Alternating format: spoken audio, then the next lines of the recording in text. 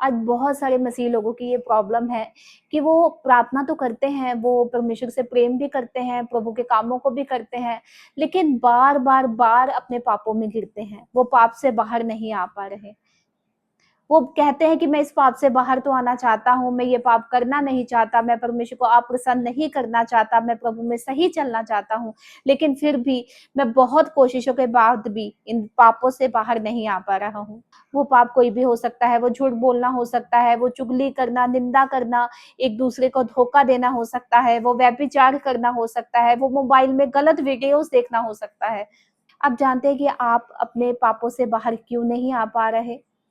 क्योंकि आप अपनी विल पावर का इस्तेमाल करते हो, आप अपनी ताकत का इस्तेमाल करते हो उन पापों से बाहर आने के लिए। जब भी पाप का आपके ऊपर अटैक होता है, आप कहते हो नहीं मैं ये पाप नहीं करूंगा, मैं अब ये झूठ नहीं बोलूंगा, नहीं मैं ये चुगली नहीं करूंगा, नहीं मैं ये गलत वीडियो नहीं देखूंगा मोबाइल में, नहीं मैं ऐसा नहीं कर सकता, मैं किसी को धोखा नहीं दे सकता, पर मैं ना चाह के भी ये करने लग जाता हूँ। बाइबल में रोमियो 6 उसकी 14 आयत में लिखा है, क्योंकि पाप का तुम पर प्रभुत्व ना होगा, क्योंकि तुम व्यवस्था के अधीन नहीं वरन अनुग्रह के अधीन हो। बाइबल में लिखा है कि तुम अनुग्रह के अधीन हो और पाप का तुम पर प्रभुत्व ना होगा। पाप तुम पर अपना अधिकार नहीं कर सकता क्योंकि तुम अनुग्रह के अधीन हो। आप अपने पापों से बाहर इसीलिए नहीं आ पा रहे क्योंकि आप अपनी विल पावर का इस्तेमाल करते हो।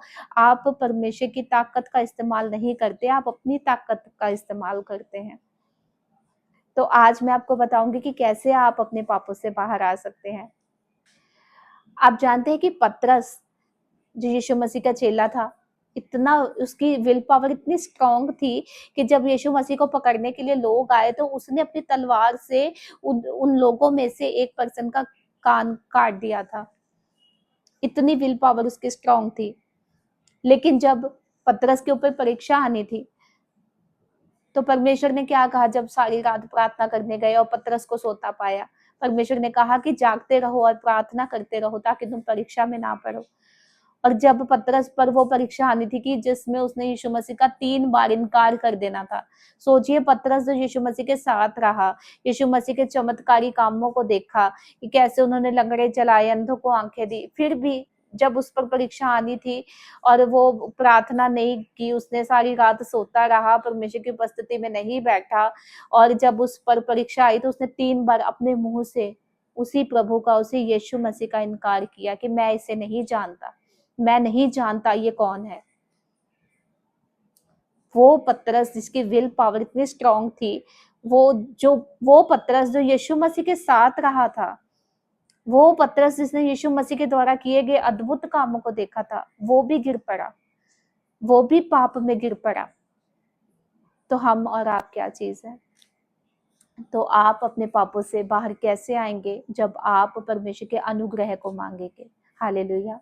अपने पापों से बाहर आने के लिए सबसे पहला काम जो आपको करना है, परमेश्वर की प्रेजेंस में जाना है, अपने पापों को एक्सेप्ट करना है कि यस प्रभु मैं झूठ बोलता हूँ, यस प्रभु मैं गुस्सा करता हूँ, कि यस प्रभु मैं गलत वीडियोस देखता हूँ मोबाइल में, हाँ प्रभु मैं तेरे वचनों पे नहीं चलता हूँ, हाँ प्रभु मैं प्रार्थना नहीं कर पाता हूँ। आपको ये कन्फेस करना है यीशु मसीह के सामने, उनकी प्रेजेंस में जाके, प्रभु मैं ये कार्य करता हूँ जिससे आप खुश नहीं हो, प्रभु मैं इनसे बाहर आना चाहता हूँ। और आपको ग्रेस को मांगना है, अनुग्रह को मांगना है। परमेश्वर मुझे वो अनुग्रह दीजिए, आपने ही तो कहा है कि पाप का मुझ पर प्रभुत्व ना होगा क्योंकि मैं अनुग्रह के अधीन हूँ। तो आप मुझे अनुग्रह दीजिए कि मैं इन पापों से बाहर आ सकूं। पहला काम आपको ये करना है, परमेश्वर की प्रेजेंस में जाके खुदावंद के सामने अपने पापों की तौबा करनी है, कन्फेस करना है और अनुग्रह को मांगना है। सेकंड आपको काम क्या करना है? जब आपके ऊपर पाप का अटैक होता है, आपने उसको एक्सेप्ट नहीं करना है, आपने उसको डिनाई करना है। सपोज आपको गुस्सा बहुत आता है, आप गुस्से में बहुत ज्यादा नुकसान कर देते हैं, तो जब आपके ऊपर गुस्से का अटैक हो तब आपने थोड़ा 1 सेकंड के लिए, 2 सेकंड के लिए थोड़ा सा शांत रहना है, सोचना है यीशु मसीह मुझे देख रहे हैं। आपने उस वक्त शांत रह के प्रभु के वचनों की घोषणा करनी है। अपने सिर पे हाथ रख के बोलना है कि मेरा शरीर पवित्र आत्मा का मंदिर है, गुस्से का मुझ पे कोई अधिकार नहीं है, शैतान का मुझ पे कोई अधिकार नहीं है, खुदावंद की शांति मेरे अंदर है। परमेश्वर के वचन में लिखा है, जिस तरह माता अपने पुत्र को शांति देती है, उसी तरह मैं तुम्हें शांति दूंगा। इस तरह वचनों की घोषणा करनी है। शैतान जब यीशु मसीह की परीक्षा करने के लिए आया था, तो परमेश्वर ने ये नहीं बोला था कि मैं तो खुदावंत का प्रिय पुत्र हूँ, मैं इस दुनिया का उद्धार करने आया हूँ, मैं इनके पापों के लिए अपना लहू बहाने आया हूँ। तब परमेश्वर ने वचन बोले थे, वचन, बाइबल में जो वचन लिखे हैं, वचनों के द्वारा शैतान को हराया था और शैतान उनके सामने से भाग गया था। तो आपके सामने से शैतान तब भागेगा जब आप वचन की घोषणा करेंगे। आप प्रार्थना करते हैं, आप बाइबल पढ़ते हैं, आप खुदावंत की उपस्थिति में बैठते हैं, लेकिन फिर भी पाप का आपके ऊपर अटैक हो सकता है अगर आप अपने मुंह का इस्तेमाल नहीं करेंगे तो। चाहे आप झूठ बोलते हैं, आप अपनी सिचुएशन के अकॉर्डिंग मिलता जुलता बाइबल से वचन निकालिए और उन वचनों को बोलिए। आप बहुत ज्यादा गाली देते हैं, आपके ऊपर बार बार डेविल आपके मुंह से गालियां निकलवाता, अपनी संगति चेंज कीजिए। ऐसी संगति में ना बैठिए जो गाली देने वाली हो, ऐसी संगति कीजिए जो प्रभु की उपस्थिति में बैठने वाली हो। तब आप वचन बोल सकते हैं कि परमेश्वर मेरे मुख पर अपना पहरा बिठा, जिस मुंह से मैं तेरी आराधना करता हूँ, जिस मुंह से मैं बोलता हूँ कि यस मैं यीशु मसीह को मानता हूँ, उस मुंह से मैं गाली नहीं दे सकता, उस मुंह से मैं झूठ नहीं बोल सकता। सेकंड काम आपको क्या करना है, वचन के द्वारा जब अटैक हो, वचन के द्वारा आपने बोलना है। तो उस सिचुएशन से मिलता जुलता अपने वचन निकालना है और अपने मुंह से वचन का अंगीकार करना है। हालेलुया। थर्ड आपको क्या करना है, आपके ऊपर बहुत सारा अटैक होते हैं, कंट्रोल नहीं रहता आपके ऊपर, नहीं बाहर आ पा रहे हैं, बहुत ही ज्यादा एक्सेस में है, फास्टिंग में जाइए। जब भी आपके ऊपर शैतान का अटैक हो, अपने आप को बोलिए मैं फास्टिंग में हूँ। उस फास्टिंग में प्रार्थना शुरू कर दीजिए, बाइबल के वचनों की डिक्लेरेशन कर दीजिए। बाइबल में लिखा है कि तुम परमेश्वर के सारे हथियार बांध लो ताकि तुम शैतान का सामना कर सको। क्या है परमेश्वर के हथियार? प्रार्थना करना, आराधना करना, बाइबल के वचनों की घोषणा करना, परमेश्वर के कामों को करना। परमेश्वर के सारे हथियार बांध लो, जो प्रभु ने आपको दिया है वो सारे हथियार बांध लो। प्रभु की उपस्थिति में चले जाओ, चर्च में चले जाओ। क्यों लोग चर्च में आके नशा छोड़ देते हैं? क्योंकि वो ग्रेस वहां पे मौजूद है, वो अनुग्रह वहां पे मौजूद है। कोई अपनी ताकत से अपने पापों से बाहर नहीं आ सकता, कोई अपनी ताकत से वो काम नहीं कर सकता जो प्रभु ने हमारे लिए चुना है। चर्च में आके लोगों का मन क्यों चेंज हो जाता है? जबकि लोग कहते हैं कि इन्होंने धर्म बदल लिया, चर्च में पता नहीं कौन सा मैजिक करते हैं, कौन सा जादू किया जाता है, कैसे मन इनका बिल्कुल ही फिर जाता है, जो यीशु मसीह के पीछे चले जाते हैं, क्योंकि वो अनुग्रह है वहां पे। जो अटैक हमारे ऊपर होते हैं, डेविल के अटैक होते हैं, बहुत सारे ऐसे काम जो सही नहीं है वो लोग करते हैं, वो जब चर्च में जाते हैं, जब वचनों को सुनते हैं और वो अनुग्रह, वो उपस्थिति, परमेश्वर की प्रेजेंस जो वहां पे है, जब उस उपस्थिति में जाते हैं वो अपने आप उस पापों से बाहर आ जाते हैं। एक इंसान के लिए नशा छोड़ना इजी नहीं है। एक नशे वाले से पूछ के देखिए, इजी नहीं है, मेडिसिन से नहीं छोड़ सकता। जब खुदावन की प्रेजेंस में आते अपने आप नशा छूट जाता है। हाँ, कुछ टाइम लग सकता है, कुछ महीने लग सकते हैं, कुछ साल लग सकते हैं, लेकिन रिजल्ट है, रिजल्ट आना ही आना, ये श्योर है। लेकिन क्या आप उस रिजल्ट को पाने के लिए वो डिजायर है आपके अंदर?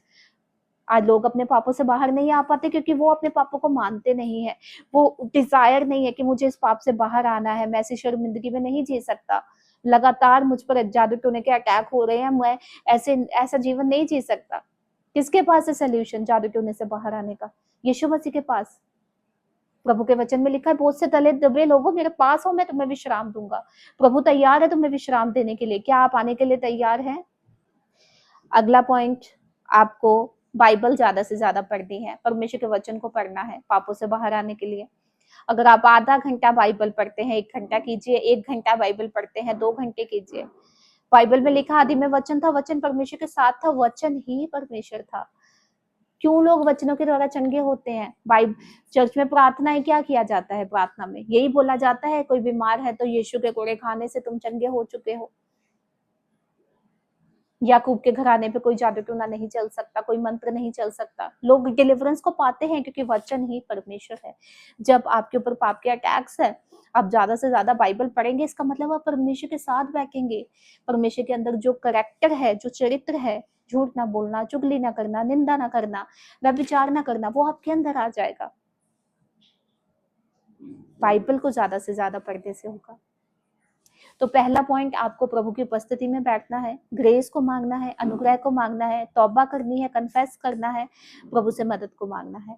सेकंड पॉइंट, आपको पाप को डिनाई करना है और वचनों की घोषणा करनी है उस वक्त जब पाप का आपके ऊपर अटैक हो। थर्ड पॉइंट, आपको फास्टिंग करनी है, इससे आप अपनी बॉडी के ऊपर कंट्रोल कर पाएंगे।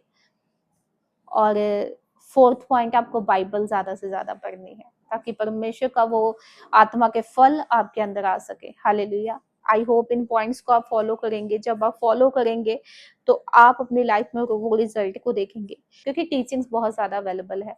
हमारे पास बाइबल है जिसमें हर एक चीज का सोल्यूशन है, लेकिन वो सोल्यूशन हम क्यों नहीं ले पाते? क्योंकि हम फॉलो नहीं करते। हम स्कूल में जाते हैं, हम जब पढ़ते हैं तो टीचर जो हमें समझाते हैं हम फॉलो नहीं करेंगे, तो हम कैसे हम अपनी क्लासेस आगे बढ़ पाएंगे, हम कैसे पास हो पाएंगे? वैसे अब हम आ ही गए हैं यीशु मसीह में, प्रभु ने हमें चुन ही लिया है और प्रभु में हम आ ही गए हैं, हमने चर्च जाना शुरू ही कर दिया है, तो हम क्यों ना उन रूल्स को, परमेश्वर ने, अगर शैतान है, शैतान के काम है इस धरती पर, तो परमेश्वर का वचन भी इसी धरती पर है। परमेश्वर ने दे दिया है, भाई तुम्हें ये तंग करता है, तुम ये वचन से, तुम वचन में तुम्हारा सोल्यूशन है, तो हम फॉलो करेंगे तभी तो हम डिलीवरेंस को पाएंगे। नहीं तो हम सिर्फ अपना टाइम वेस्ट कर रहे हैं, प्रभु में आके भी सिर्फ साल निकल रहे हैं, महीने निकल रहे हैं, हम वहीं के वहीं खड़े हैं। हालेलुया। तो इन पॉइंट्स को फॉलो करें। अगर आप किसी पर्टिकुलर पाप से स्ट्रगल कर रहे हैं, कोई पाप आपको तंग कर रहा है, वो कोई भी पाप हो, आप नीचे कमेंट कर सकते हैं ताकि वो उस प्रॉब्लम के लिए अलग से आपको गाइड किया जाए। हालेलुया। तो इसे ज़्यादा से ज़्यादा शेयर करना ताकि बहुत सारे लोग जो इन प्रॉब्लम में हैं उनको भी सॉल्यूशन मिल सके। God bless you all. सबको जय मसीह की।